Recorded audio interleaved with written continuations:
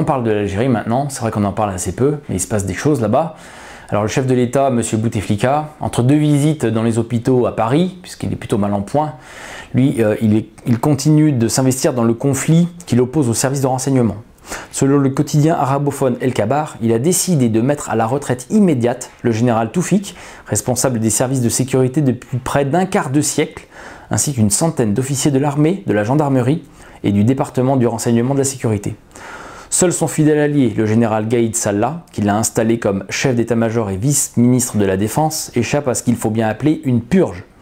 Sauf réaction violente et immédiate, la neutralisation des oppositions militaires potentielles au chef de l'État signe la défaite définitive des services de renseignement qui ont régné sans partage depuis 1957 sur la vie politique algérienne.